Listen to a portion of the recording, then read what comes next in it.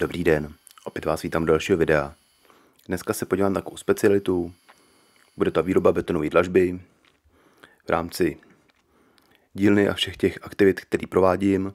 Tak vy, co mě sledujete, víte, že dělám i vlastně věci ven, anebo i mimo vlastně obor, nechci truhlařiny, ale věcí se dřevem.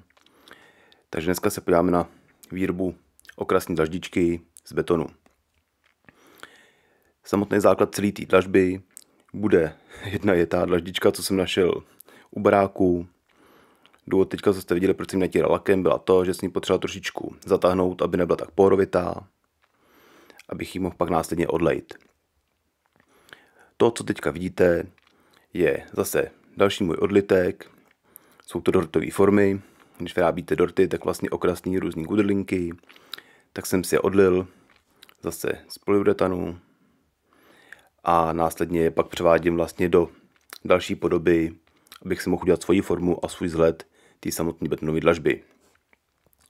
Pokud by to někoho zajímalo, jakým způsobem lze takové formy vyrobit, jak vlastně celý postup, odkaz pod videem, kde se následně můžete podívat, jak vzniká výroba forem. Samotný důvod, proč takovýhle projekt vzniknul, je jednoduchý.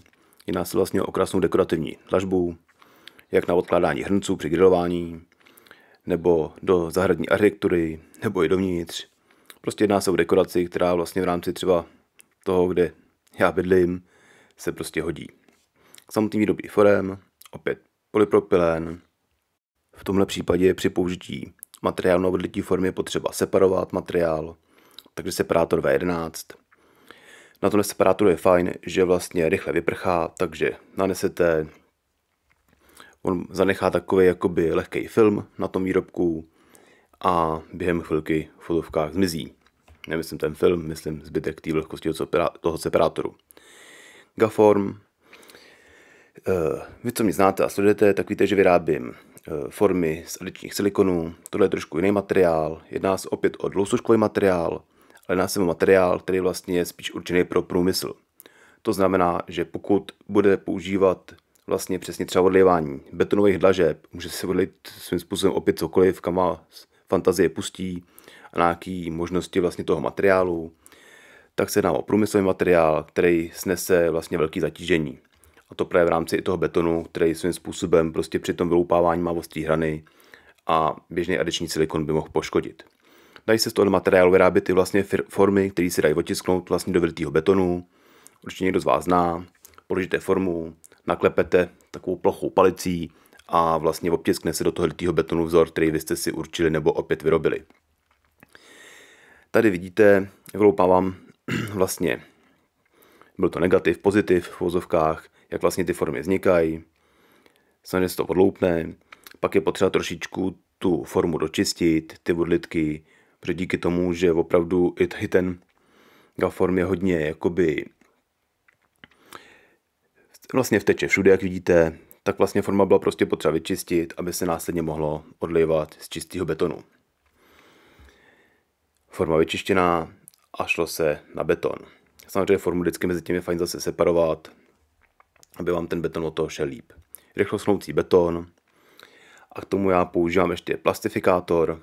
Teďka uvidíte. Plastifikátor je materiál, to je vlastně jakoby ten beton zpevní, zkvalitní, jako jednoduše řečeno. Prostě ten beton vlastně je kvalitnější, pevnější. Je vlastně v té tenčí vrstvě, v který to děláte. Teď vám ukážu dvě možnosti.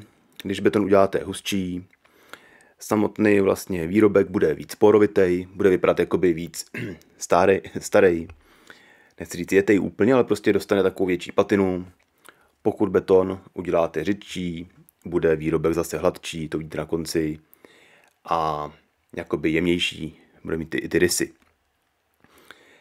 Beton se dá barvit, to opět za chvilku vidíte, a opět už je to zase jenom na vás, na vaší fantazii, co necháte vyrobit a co budete dělat.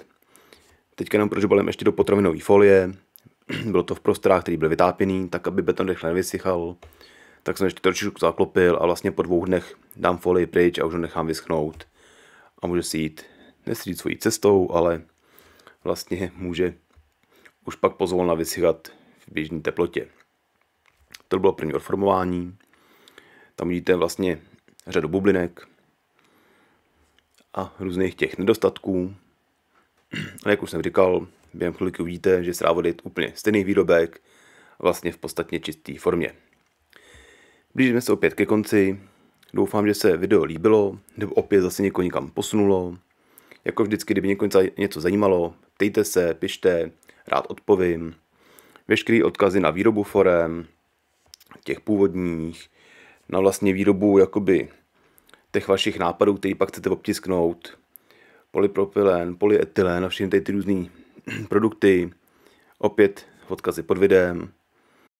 Děkuji za váš čas, trpělivost a to, že mě odebíráte a sledujete. A nezbývá než se rozloučit. O dalšího videa se těším na shledanou. Mějte se hezky.